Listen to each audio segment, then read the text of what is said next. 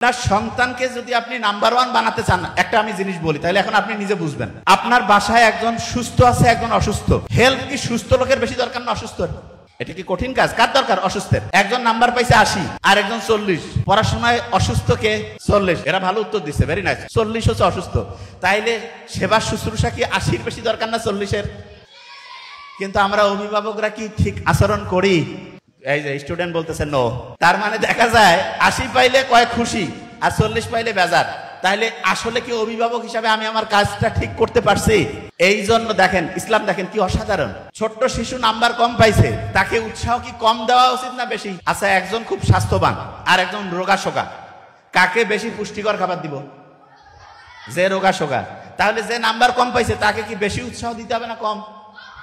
হ্যাঁ, বেশি উৎসাহ দিতে হবে।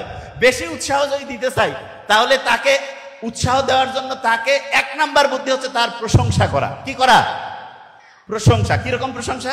যে তুমি এই যে চেষ্টা করতেছো, 40 পাইছে, নাম্বার ব্যাপার না, তুমি চেষ্টা করতেছো, আমরা খুব খুশি হয়েছি। প্রত্যেক অভিভাবককে আজকে ওয়াদা করতে হবে জীবনে। দেখেন, আমাদের কাছে, আমাদের নাবিল একাডেমিতে বহুত প্রত্যেক দিন কয়েক হাজার করে হচ্ছে কাগজ আসে। তার মধ্যে আমরা কমন একগুলো কাগজ পাই। সেটা কি জানেন? স্টুডেন্টরা চিঠি লেখে আমাদের পেজে, আমাদের ওইখানে যারা প্যানেল আছে তাদেরকে, তারা ওই কাগজগুলো আমার ছোট ভাই ডক্টর নোবেল কখনো কখনো আমার কাছে পাঠায়। তাদের যে চিঠিটা লেখে, সেই চিঠির সামারি যদি করি, সংক্ষেপে যদি বলি, কিরকম যে আমি এই সমস্যায় আছি, প্রত্যেকের সমস্যা ভিন্ন, শেষে একটা কমন জিনিস আসে।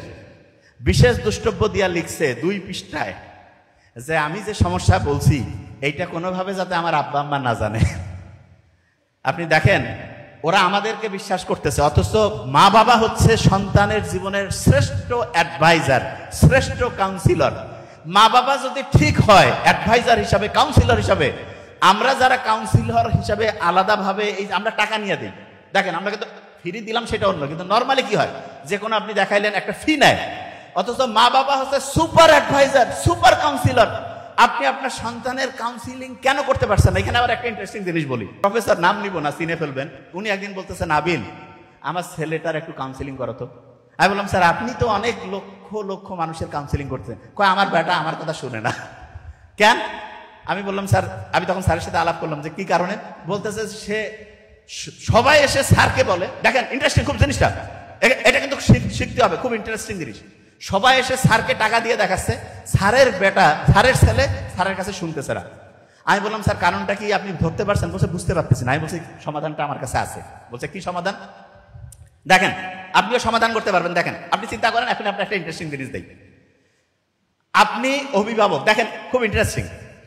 আপনার কাছে দেখা গেল আপনার ছেলের বন্ধু বা বন্ধুর বন্ধু, মানে আপনার ছেলের বন্ধুর বন্ধু আসছে, এসে বলতেছে যে আঙ্কেল বান্টি, আমি এই সমস্যায় আছি। আপনি কিন্তু তার কথা শুনতেছেন, শুনে কি করতেছেন? তাকে কোনো জাজ করেন না, আপনি তাকে একটা বুদ্ধি দেন, পরামর্শ দেন।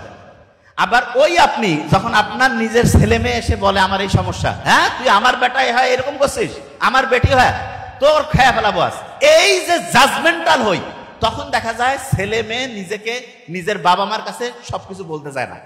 খেয়াল রাখবেন, মা বাবার কাছে যদি ছেলে মেয়ে সবকিছু বলতে পারে, আমি বলতেছি লিখে রাখেন, সমাজের 80% প্রবলেম দূর হয়ে যাবে। 80% প্রবলেম দূর হয়ে যাবে সন্তানেরা যদি মা বাবার সাথে খোলামেলা আলোচনা করতে পারে, একদম বন্ধুর মতো মিশতে হবে। তো অনেকে বলে, আমি তো বাপ মা, আমি তো সন্তানের সাথে বন্ধুর মতোই মিশি। কিরকম বন্ধু? খরক বন্ধু। দেখা যায় সন্তানের ভালো হইলে আসি, যে কোনো খারাপ কিছু হইলেই, এই তুই এটা করছিস, এত বড় ভুল করছিস, তোর শেষ। তোর আব্বা আসুক, তোর আম্মা আসুক, মানে আব্বা আম্মাকে বলতেছে, আম্মা আব্বাকে বলতেছে, একটা গ্যাঞ্জাম লাগাই দিল। নো, এটা করবেন না।